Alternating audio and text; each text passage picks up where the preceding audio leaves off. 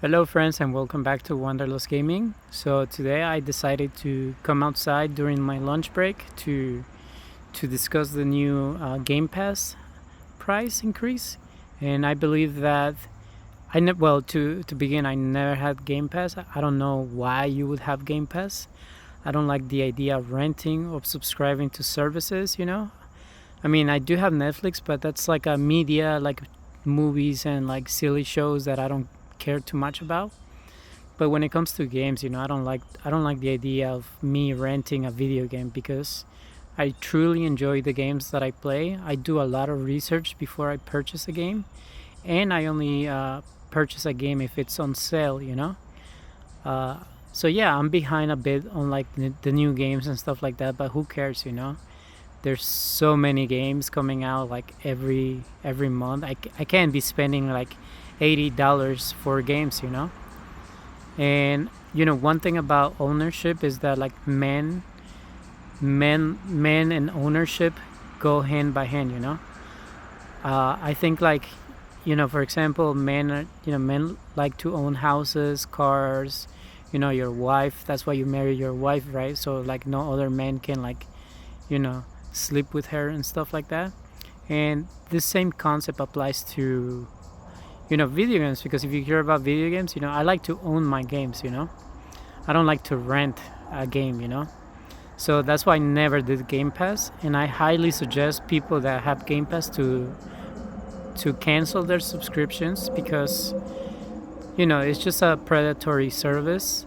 And the way the economy is now, it's just like one little subscription can have like a very powerful impact on your income, right? Or if you're trying to make it to the end of the month. And even if you have money, it's like, why would you? Well, if you have money, you would never rent a game. You would just own it, outright, and keep it in your collection, because that's what I feel like men should do. So that's my opinion about the Game Pass price increase. It's $360 for the premium a year. $360. That's like you can buy like a Steam Deck for that, and just buy all the games on sale. Kingdom Hearts collection, Death Stranding, all their titles, Skyrim, Cyberpunk, all these like new games that people like are enjoying.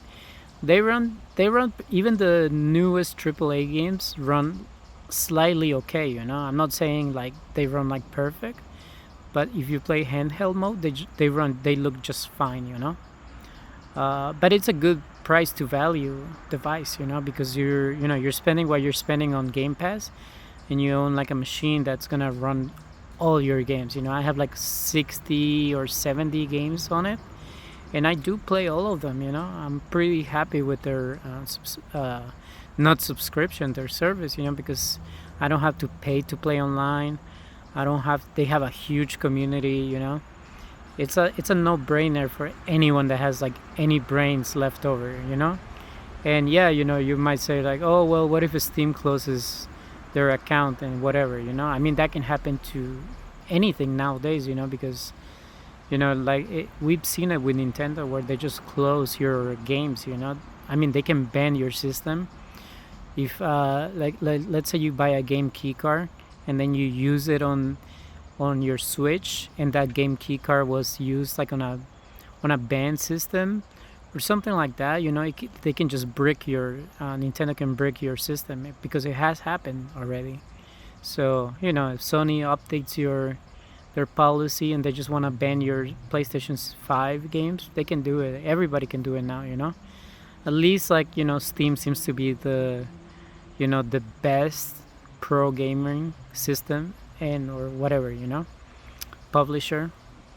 So you guys should just cancel your Game Pass subscriptions, and give them the middle finger, and show them that you have the power, not them. So that's my video for today, guys. I hope you guys enjoyed it. Bye bye.